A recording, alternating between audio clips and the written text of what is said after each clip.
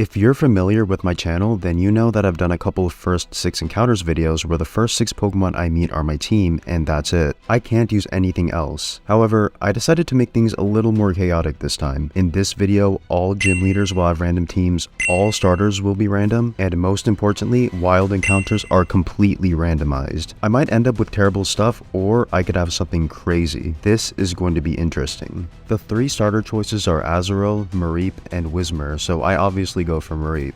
My rival can't do anything with his Azurill yet since it only has Splash, so after a pretty tedious but easy battle, I win. As soon as I can start catching Pokemon, the challenge begins. My very first encounter is a Snorrunt, which is pretty cool. One thing that makes randomizers fun is using Pokemon that you normally wouldn't use. Speaking of which, right after that, I find a Chimecho. It's not a good Pokemon, especially for a Psychic type, but I mean, it's better than nothing, I guess. After that, I encounter a Numel. Now, I've used Numel before in multiple playthroughs, so I know that Camerupt is pretty good. Fire Ground might be slightly problematic on the defensive side though. Anyway, after some time, here's the final team. Honestly, this is a great team. I have a lot of type diversity. Alright, let's head on to Brock. So believe it or not, Brock was actually sort of difficult. I found out from the junior trainer that he uses electric type Pokemon and Numel doesn't currently have any ground type attacks, so I have to brute force him. Unfortunately, he has a Lantern and it has a ton of HP, so I used Leer twice, then slowly chipped it down. Then his second Pokemon was Pikachu, which was much easier. Playing a Pokemon Randomizer is definitely going to be something that I'll need to get used to. This is only the second time I've ever done some sort of a randomizer challenge, and it's so weird when a random bug catcher pulls out something like a Zapdos. One thing I do like about it is the fact that there are fully evolved wild Pokemon, and the trainers tend to use evolved Pokemon as well, so leveling up is really easy. After a bit, I'm at Rival 2, and he leads with Cloyster conveniently. Of course, me being me, I accidentally use Tackle, so I end up losing almost half of my health. 2 Thundershocks are enough to take it out, and he sends out another Cloyster. Unfortunately, my misclick at the beginning means that I go down before I can deal any damage, so now I have to use Chimecho to brute force it. It goes down in 2 confusions, and third is Sneasel, but all he has are it and a Marill, so the rest of the fight went pretty smoothly. Time for Misty. The trainers all use Psychic types, so I know that she's going to have Psychic type Pokemon. She was super easy. Again, her ace was strangely the weaker one of the 2. I can't complain though. On the way to Rival 3, I gained quite a few levels. This battle was the most lopsided thing I've ever seen. He leads with Articuno. What a great start, and I lead with Flaffy. He doesn't do that much though, so 4 Thundershocks take it out. Second is Reggie, so I switch to Numel, but he just explodes all over the place. Next is Jinx, and I send out Dodrio, but she puts me to sleep, so I waste a few turns doing nothing before taking her out. Last is Marill, but it's an easy one-shot. Surge is a grass type gym leader, so I make sure to leave with Dodrio. Unfortunately, Peck doesn't one-shot his Shroomish, so by the time I take it out, I'm both paralyzed and seated. I switch to Snorrunt for a Roselia and one-shot it. Last is Gloom, but 2 Icy Winds are enough to take it out. I'm definitely going to need to start evolving my team. They're starting to fall behind. After a quick trip through Rock Tunnel, I'm at Erica, and ironically, she's the Fire-type gym leader now. Her Torchic goes down with 2 Magnitudes, and then to my surprise, she sends out Moltres. Yeah, I didn't disable legendaries for trainers' teams. It doesn't matter though, as 2 Rock Tombs make quick work of it. Last is Ponyta, so I use Tentacool to take it out with 2 Bubble Beams. Right after that is Giovanni, but in a perfectly insulting style, he has a complete garbage team. His 2 Onyxes go down with ease, and then his last Pokemon is a Barboach. Wow, he really got screwed over here. Good job, Randomizer. Oh yeah, and right after Tentacool evolves, she should be really helpful. Next is Rival 4, and he leads with Tyranitar this time. I use Brick Break to almost take him out as he uses Screech, then take him out the next turn. Next is Sharpedo, but it's got Paper Thin defense, so 1 Brick Break takes it out. Next is yet another Tyranitar, and it survives on 1 HP and finishes Flaffy. I switch to Tentacruel and take it out. Last is a still Marill, and I take it out with 2 Giga Drains. After that, Flaffy evolves. Okay, now things are starting to pick up. This part of the game is always nice since there are a ton of new trainers to fight and gain experience from. Here, it's extra nice since most trainers use fully evolved Pokemon, so I can get even more experience. I'll see you in a bit once I take them all out. Alright, now I'm at Fuchsia City, and here's the team. Numel finally evolved into Camerupt, which is nice. Now I'm just waiting for Snorunt to finally evolve. So Kogo was a pretty easy fight. He actually remained the Poison type gym leader, so I lead with Camerupt. Magnitude just barely doesn't one-shot on Nidoqueen, so he fully heals up. He gets in one body slam before finally fainting.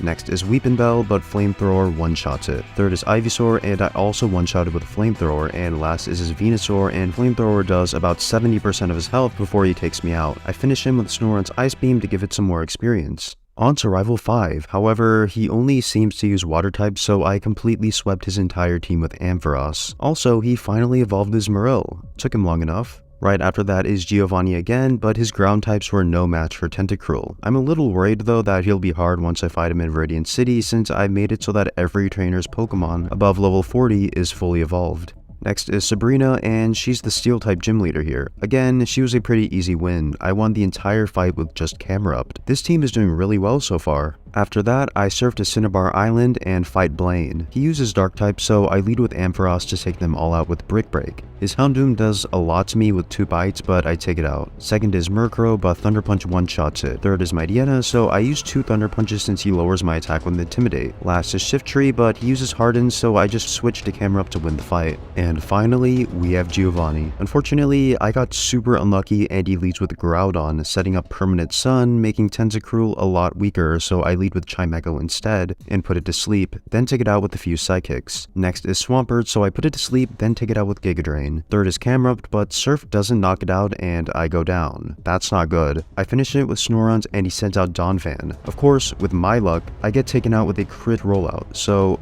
yeah, all I can do is chip away the rest of his team, and then he sends out another Donphan. Okay, wow, that's really frustrating. I'm just gonna evolve Snorunt now.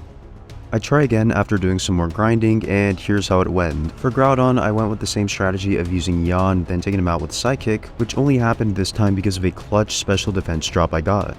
For Swampert, I use Yawn again, and he misses Muddy Water, and I get in a Psychic. Tentacruel thankfully takes Swampert out with Giga Drain. I wasn't sure if it would. Third is Camerupt, so I switched to Dodrio to get in some damage before using Surf, but he just goes for Amnesia, so I take it out. For Donphan, I use Tri-Attack several times as he takes 3 rollouts to take me out, and I finish it with Glalie. And for second Donphan, he can't one-shot me, so after a few Ice Beams, I win the battle. That was harder than I thought it would be. Rival 6 ended up being way closer than I thought he would be. I guess his type is random every time because this time he was using a rock type team. Sudowoodo goes down easily, but then he sends out not 1, but 2 Tyrannitars. I took out his first Tyranitar with 2 Surf since he only used Scary Face, but then for the second one I use Surf, he takes me out with Rock Slide, I switch to Glalie, and to my surprise, Ice Beam doesn't take him out. That sucks, so now I have to use Ampharos to take him out.